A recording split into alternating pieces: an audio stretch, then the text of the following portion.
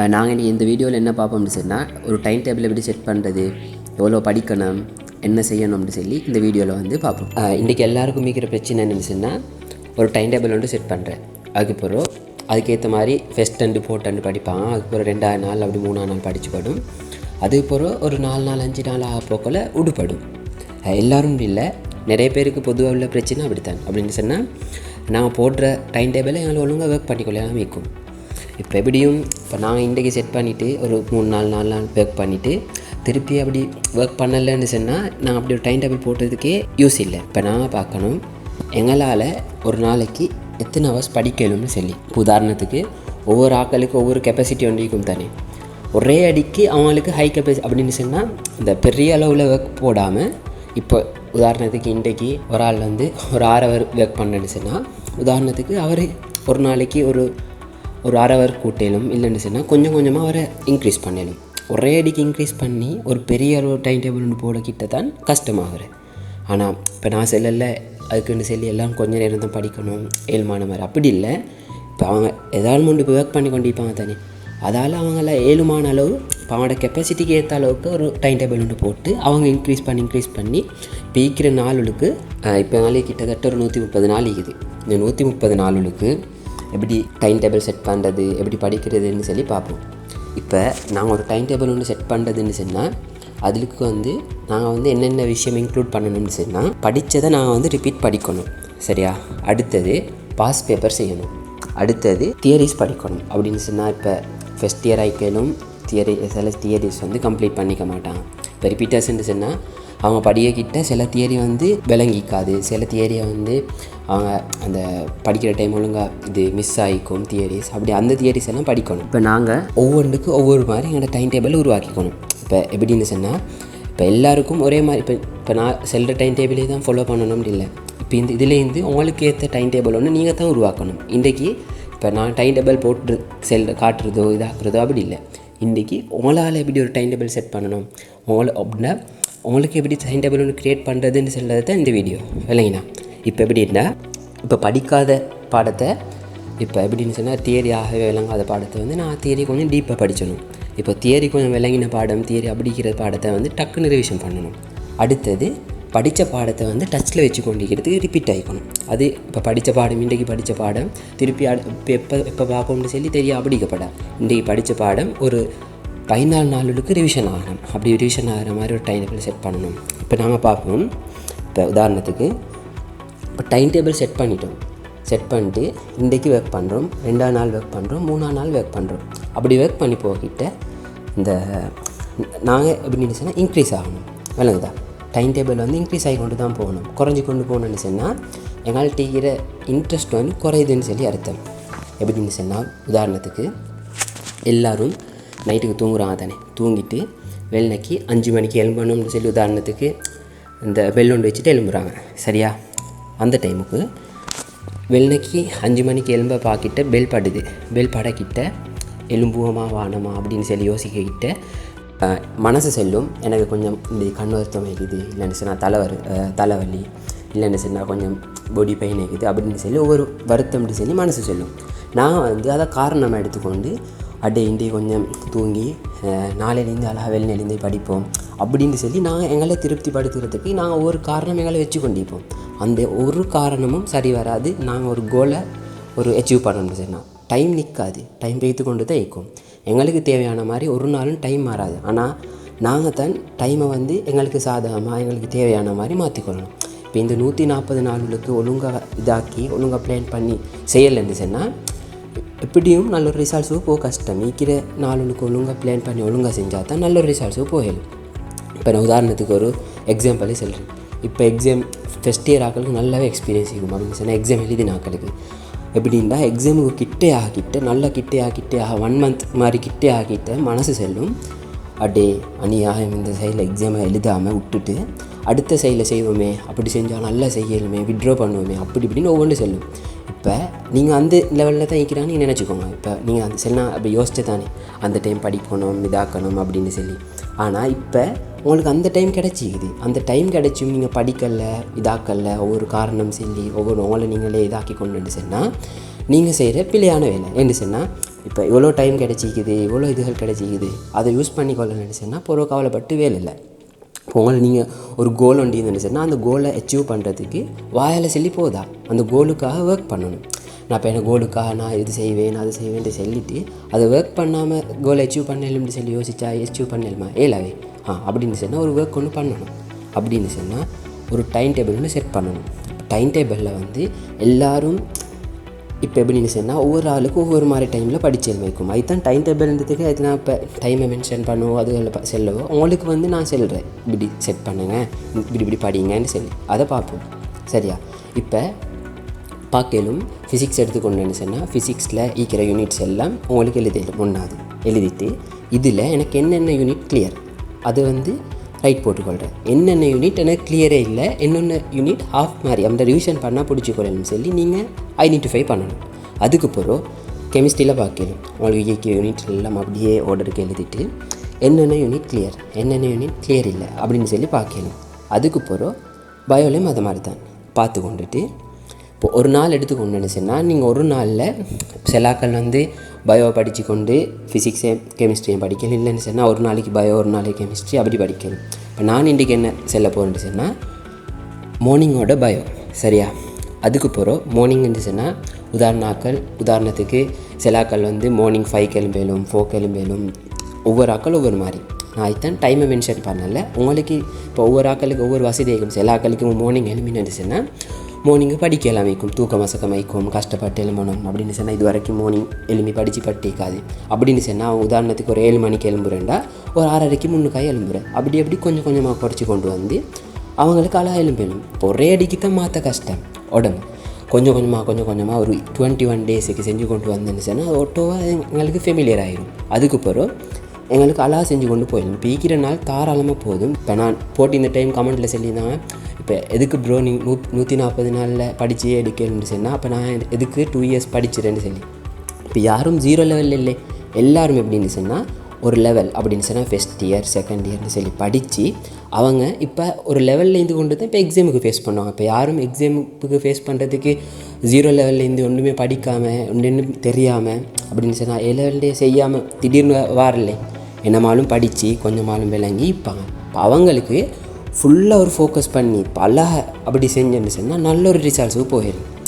யாருக்கும் மேலாம் இல்லை, எல்லாராலையும் மேலும் ஏழும்னு நினச்சா ஏழும். அவங்களால் ஏழுமான மேக்ஸிமம் ரிசல்ட்ஸ் எடுக்கணும்.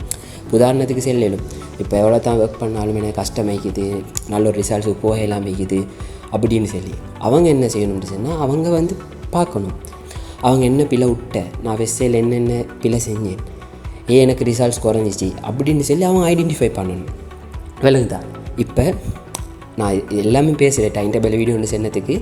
நான் இன்றைக்கி இதெல்லாம் கதைச்சிட எல்லாருக்கும் ஒரு டைம் டேபிள் செட் பண்ணிக்கிட்ட இந்த ப்ராப்ளம்ஸ் எல்லாம் வரும். அதுக்கு தான் சொல்கிறேன்.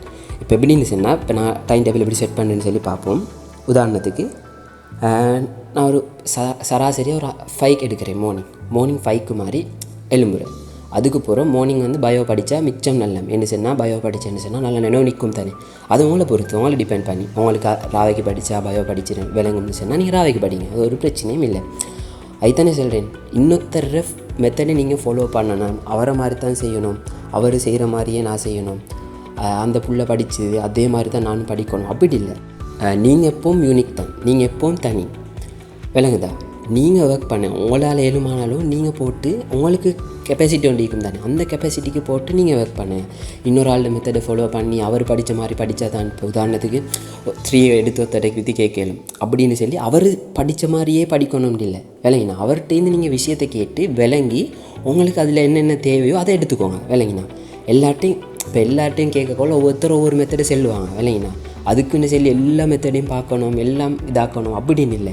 இப்போ நீங்கள் யோசிக்கணும் ஈக்கிற கொஞ்ச நாள் தான் அதில் வந்து எனக்கு நான் எப்படி செஞ்சு படித்தா எப்படி எடுக்கணும்னு சொல்லி. ஃபஸ்ட் சைடில் என்ன பிள்ளை விட்டேன் ஃபஸ்ட் இயர் இருந்துச்சுன்னா அவங்களுக்கு எப்படின்னு சொன்னால் இப்போ தான் தியரி எல்லாம் முடிகிற கட்டமைக்கும். அவங்க வந்து யோசிக்கணும் இப்போ நான் என்னென்ன தியரியில் வீக் ஆகிக்கிறேன், என்னென்ன தியரி படிக்கிறது, எப்படி படித்தா அதை நான் எப்படி பிடிச்சி கொள்ளலும் அப்படின்னு சொல்லி அவங்க யோசிக்கணும். ஒன்றும் இப்போ புறவு படிப்போம் புறவு பார்ப்போம் கடைசிக்கு பார்ப்போம் அப்படி இல்லை.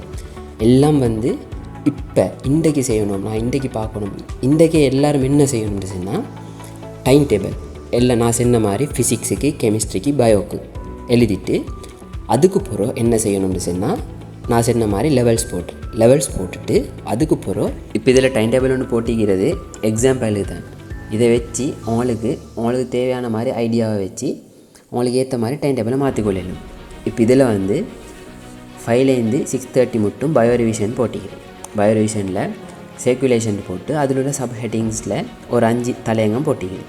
அதை மாதிரி உங்களுக்கும் சர்க்குலேஷனில் எத்தனை பாயிண்ட்ஸ் இருக்குது, அதில் உள்ள என்ன சப் ஹெட்டிங் என்னான்னு சொல்லி போட்டு இப்போ சர்க்குலேஷனுக்குன்னு சொல்லி ஒரு வெயிட் ஒண்டிக்கும் தானே, அதுக்கேற்ற மாதிரி அதுக்கு நீங்கள் டேஸ் கொடுக்குற ஒரு 3 நாளோ 4 நாளோ 5 நாளோ. இப்போ ஒரு 20ன்னு வச்சுன்னு சொன்னால் 20 ஒரு 4 பிரிச்சேன்னா 5 நாளில் முடிக்கிற மாதிரி. அப்போ அந்தக்குள்ள டாஸ்க்கை நீங்கள் முடிச்சே தான் ஆகணும். அப்போ முடிச்சுன்னு சொன்னால் டக்குன்னு முடிக்கணும். அதுக்கப்புறம் 7 to 8 பயோ எஸ்ஏ. இப்போ ஒரு எஸ்ஏயோ 2 எஸ்ஏயோ பார்க்குறேன். இப்போ ஒரு நாளைக்கு 2 பார்த்தாலும் கிழமையில் 14 பார்க்கணும். அப்படின்னு சொன்னால் எவ்வளோ ப்ராக்டிஸ் ஆகணும். இப்போ எஸ்ஏ வந்து செய்யவே இல்லைன்னு சொல்லி பயப்பட தேவை. எல்லா இதுலேயும் வந்து எங்களுக்கு போட்டுக்கொள்கிறேன். அப்படின்னு சொன்னால் யூனிட் 1லேருந்து யூனிட் கடைசி மட்டும் எல்லாத்துலேயும் எஸ்ஏ கவர் ஆகிற மாதிரி செஞ்சேன்னு சொன்னால் எங்களுக்கு எஸ்ஏக்கு பயப்பட தேவை. என்ன சொன்னால் எஸ்ஏ ப்ராக்டிஸ் ஆகிப்போம். அப்போ வேண்டிய எஸ்ஏ வந்து எங்களுக்கு செஞ்சு கொள்ளலுமாகும். அதுக்கப்புறம் 8:15லேருந்து 9 மணி மட்டும் பயோரிவிஷனில் வந்து எங்களுக்கு கேள்வி செஞ்சு ப்ராக்டிஸ் ஆகிடும். இல்லைன்னு சொன்னால் உடுப்பட்டதுகள் அப்படின்னு சொன்னால் முன்னின் 2 பயோவில் போட்டு மிஸ் ஆகினது அதுகளை பார்க்கலும். இல்லைன்னு சொன்னால் முன்னுக்கு படித்த அதுகளை ரிவிஷன் பண்ணிடும். அதுக்காக வந்து 45 மினிட்ஸ் மாதிரி இது. அதில் வந்து எங்களுக்கு ரிவிஷன் பண்ணிடும். அதுக்கப்புறம் 10 to 12 மட்டும் கெமிஸ்ட்ரியில் வந்து என்ன செய்யணும்னு சொன்னால் அயன் சமநிலையில் தியரியை பார்க்குறேன். தியரியில் உள்ள சப் ஹெட்டிங்ஸ் அதில் பார்த்து அதில் உள்ள தியரியை விளங்கி ரிவிஷன் பண்ணிவிட்டு அதுக்கப்புறம் 12:30லேருந்து 1:30 மட்டும் எங்களுக்கு பாஸ் பேப்பர் கேள்வி செய்யணும். இப்போ உதாரணத்துக்கு அயன் சமநிலையை தான் படிக்கணும் இல்லை. இப்போ அயன் சமநிலை கிளியராக இந்த ரிவிஷன் பண்ணுற பாடத்தில் வந்து அதில் ரிவிஷன் பண்ணிடலாம். அதுக்கப்புறம் 2:30லேருந்து 4:30 மட்டும் ஃபிசிக்ஸில் வந்து ஹீட்டில் உள்ள தலையங்கத்தை எழுதுகிறேன். அதுக்கப்புறம் அதில் உள்ள சப் ஹெட்டிங்ஸ் எல்லாத்தையும் எழுதிட்டு அதுலேருந்து எங்களுக்கு நான் சொன்ன மாதிரி தான் ஒரு 5 நாளோ இல்லாட்டி ஒரு 3 நாளோ இப்போ அதில் உள்ள இதை பொறுத்து அப்படின்னு சொன்னால் நாங்கள் ரிவிஷன் பண்ணிப்போம். இல்லைன்னு சொன்னால் ரிவிஷன் பண்ணி வைக்க மாட்டோம். இல்லாட்டி தியரி கிளியரே இல்லைன்னு சொன்னால் அது நைட்டுக்கு நான் படிச்சிடறேன். அதுக்கு வேறு செட் பண்ணிக்குது அது வரும். இப்போ தியரி கிளியராக இருந்து அந்த கொஞ்சம் ரிவிஷன் பண்ண உள்ளது தான். உதாரணத்துக்கு வெண்ணடா 3 நாளில் பிடிக்க சொல்கிறான் நீட் எவ்வளோ பெரிய பாடம் அப்படின்னு சொல்லி யோசிக்கணும். நான் இது ஒரு எக்ஸாம்பிளுக்கு போடுறேன். உங்களுக்கு அதை பார்த்து உங்களை செட் பண்ணிக்கொள்ளணும். அதில் ரிவிஷன் பண்ணியாச்சு. அதுக்கப்புறம் வந்து 5லேருந்து ஒரு 6 மட்டும் ஃபிசிக்ஸில் வந்து ஸ்ட்ரக்சர் கேள்விக்கும் தானே. உதாரணத்துக்கு ஸ்ட்ரக்சர் ஒன்றை வாசிக்கிறேன் விளங்கிட்டு அதில் உள்ள வந்து இல்லை பாஸ் பேப்பர் கேள்விக்கு தானே அதுகளை செய்யணும். இப்போ டிபி எஜுகேஷன் அதில் போட்டிக்குது. ப்ராக்டிக்கலை வந்து எல்லாம் செஞ்சு காட்டி அழகாக போட்டிக்குது. ப்ராக்டிக்கல்னு சொல்லி அடித்தாலே வரும் தமிழில். அதில் அழகாக ப்ராக்டிக்கல்ஸ் அழகாக செஞ்சு காட்டியது அதுகளை பார்க்கலும். அதுலேருந்து விளங்கி எங்களுக்கு நல்லா ப்ராக்டிஸ் பண்ணலும். ஸ்ட்ரக்சருக்கு ப்ராக்டிஸ் ஆகணும்னு சொன்னால் ஃபிசிக்ஸில் அழகாக இது வந்து எல்லாம் எங்களுக்கு அழகாக ஸ்கோப் பண்ணலும். அடுத்தது வந்து 6:30லேருந்து 8:30 மட்டும் பயோவில் ஃபிசிக்ஸில் கெமிஸ்ட்ரியில் நியூ தியரி அப்படின்னு சொன்னால் இப்போ நாங்களுக்கு தியரி வந்து ஆகவே கிளியர் இல்லாமல் தானே ஐடென்டிஃபை பண்ணதில் ஆகவே கிளியர் இல்லாத தியரிக்கு தானே அதுகளை வந்து இதாக்குற. இப்போ ஒரு நாளைக்கு இன்றைக்கி ஒரு தியரியை பார்த்தோம்னு சொன்னால் இப்போ இன்றைக்கி பயோ பார்த்தோம்னு சொன்னால் நாளைக்கு கெமிஸ்ட்ரி அப்படின்னு சொல்லி நாங்கள் சேர்த்து எடுத்துகிட்டு கொண்டு போகணும். அப்படின்னு சொல்லி இன்றைக்கி பயோ பார்க்குறோம் அப்புறம் ஃபிசிக்ஸ் கெமிஸ்ட்ரி அப்படின்னு சொல்லி அந்த தியரி டைமுக்கு வந்து எங்களுக்கு கிளியர் இல்லாத தியரிஸை வந்து கிளியர் பண்ணிடணும். அதுக்கப்புறம் 8:30லேருந்து 9:30 மட்டும் சமரி. இன்றைக்கி நாள் நாங்கள் என்ன பார்த்தோம், என்ன செஞ்சோம், என்னென்ன விஷயம்னு சொல்லி அன்னைக்குள்ளே நாளை பார்த்துட்டு அடுத்த நாளுக்காக ரெடி ஆகிறேன். அப்படின்னு சொன்னால் நாளைக்கு என்ன படிக்க போகிறேன், அதுக்கான நோட்ஸ் என்னென்ன வேணும். இல்லைன்னு சொன்னால் பாஸ் பேப்பர் அடுத்த தியரி அதுகளை வந்து எங்களுக்கு எடுத்து வைக்கணும். இல்லைன்னு சொன்னால் இப்போ படிக்கக்கிட்ட நாங்கள் வந்து நோட்ஸை அடுத்தது புக்கை அப்படி தேடக்கிட்ட வந்து படிக்கிற மூட் இதாகிடும். இல்லைன்னு சொன்னால் புக் இல்லைன்னு சொன்னால் அப்செட் ஆகும். படிக்கிறேன்னு சொல்லி உட்காந்து அழகாக படிச்சுட்டு போகிற மாதிரி எல்லா இதுவும் மீக்கணும். அப்போ தான் எங்களுக்கு அழகாக இன்ட்ரெஸ்ட்டாக படித்து கொண்டு போகணும். இதை வச்சு உங்களுக்கு தேவையான மாதிரி ஒரு டைம் டேபிளை வந்து செஞ்சு கொள்ளணும். இப்போ எல்லோரும் இப்போ எத்தனை ஹவர்ஸ் ஒர்க் பண்ணுற படித்து கொண்டிருக்கிற இப்போ அதை வந்து எவ்வளோ ஆள் இன்க்ரீஸ் பண்ணுறேன்னு சொல்லி கமெண்ட்டில் சொல்லுங்கள். இப்போ அதை பார்க்கிக்கிட்டு அடுத்த ஆக்களுக்கும் மோட்டிவேக்கும் இப்போ எவ்வளோ படிக்கிறாங்க அப்படின்னு சொல்லி. இப்போ அடுத்த ஆக்களை கம்பேர் பண்ணி படிக்கணும்னு இல்லை. இப்போ எங்களால் ஏழுமான ஒரு கெப்பாசிட்டி ஒன்று இருக்கும் தரேன். அதை வச்சு நான் எங்களால் ஏழுமான ஒரு மேக்ஸிமம் படிக்கணும். மேக்ஸிமம் படித்தா தான் மேக்ஸிமம் நல்ல ஒரு ரிசல்ட்ஸ் எடுக்கணும். நல்லா எல்லோரும் ஒழுங்காக ஒர்க் பண்ணுன்னு சொன்னால் நல்லா எடுக்கணும். இன்னொரு ஆளை கம்பேர் பண்ணி அவர் ஒர்க் பண்ணுற நான் ஒர்க் பண்ணுறேன் அப்படி இப்படின்னு சொல்லி நாங்கள் எங்களை இதாக்கிக்க தேவையில்லை. எப்படின்னு சொன்னால் நாங்கள் வந்து எங்களால் ஏழுமான மேக்ஸிமம் செஞ்சோம்னு சொன்னால் மேக்ஸிமம் நல்ல ஒரு ரிசல்ட்ஸ் வந்து அவுட்புட் வந்து கிடைக்கும்.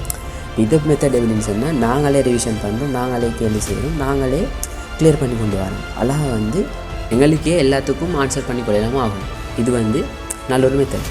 அடுத்தது வந்து கேள்விக்கு தானே. கேள்வியை வந்து நாங்கள் வந்து டைம் ஒன்று வச்சு அந்த டைம் ஒன்றுக்கு செய்யணும். உதாரணத்துக்கு இப்போ பாஸ் பேப்பர் கேள்வியை வந்து பிச்சை நேரம் டைம் எடுத்து லாங் கட் அப்படி இப்படி மெத்தடில் செஞ்சு எவ்வளோ தான் செஞ்சாலும் இப்போ எக்ஸாமில் எப்படி 2 ஹவர் டைம் எடுத்து எல்லா கேள்வியும் 50 கேள்வியும் செய்யணும்.